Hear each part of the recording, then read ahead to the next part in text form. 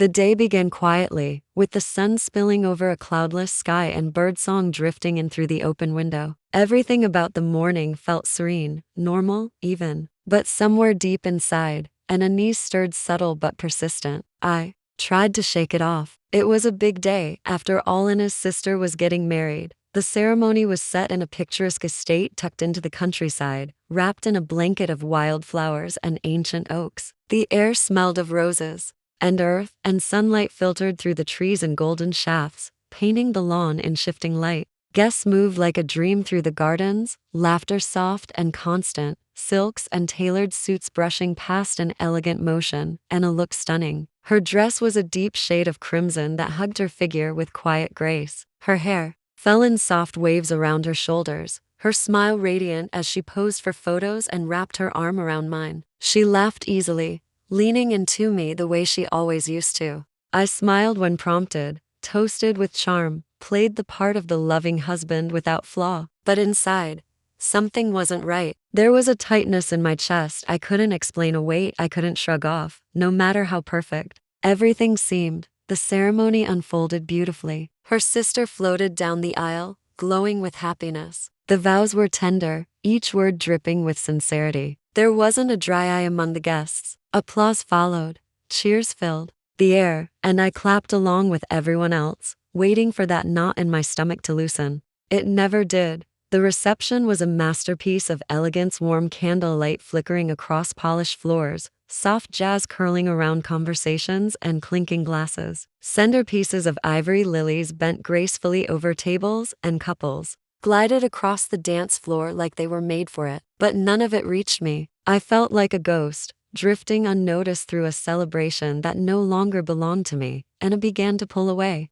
At first, it was just glances at her phone, then frequent trips outside for air. Her fingers typed quickly, distractedly, as if whoever was on the other end mattered more than anything happening around her. I told myself not to worry. Weddings were stressful. Big families, long days, high expectations, it could be anything. But the unease wouldn't be quiet. It scratched and clawed inside me. Then I saw them. Near the bar, tucked away from the crowd, Anna stood with a man I didn't recognize. He was tall, relaxed, and too comfortable beside her. The way they stood, the angle of their bodies, how close they leaned, and it was wrong. Her hand brushed his arm and they laughed. A laugh I hadn't heard from her in years, light, uninhibited, full of life. And I knew in that moment that something between us had already shifted, slipped away while I wasn't looking. Everything started clicking into place. The hushed phone calls she took behind closed doors, the sudden change of plans, the distant look in her eyes even when she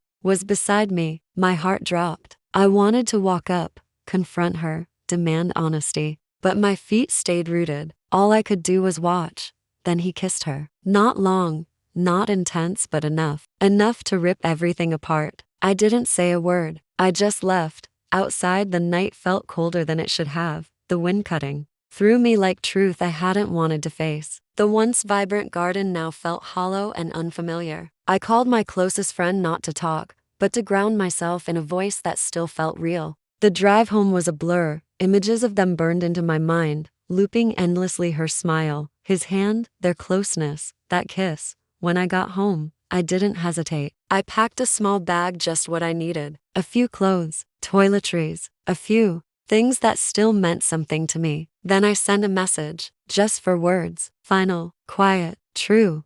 It's over. She called. She texted. I didn't answer. Days passed. Then, one evening, she stood on my doorstep, red flowers trembling in her hands, her body shaking like she might collapse from regret. Her voice cracked as she begged for forgiveness, said she was confused, that she made a mistake, that she loved me, only me.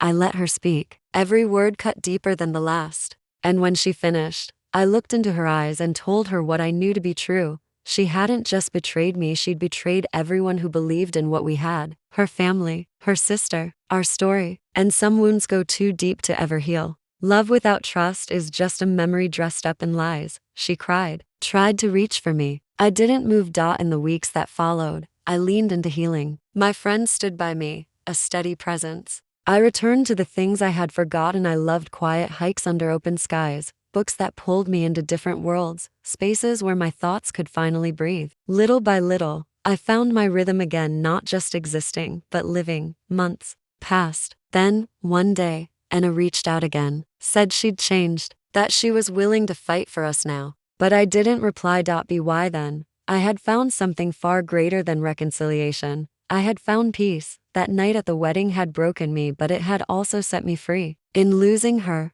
I rediscovered myself. I was wounded, yes, but I wasn't destroyed.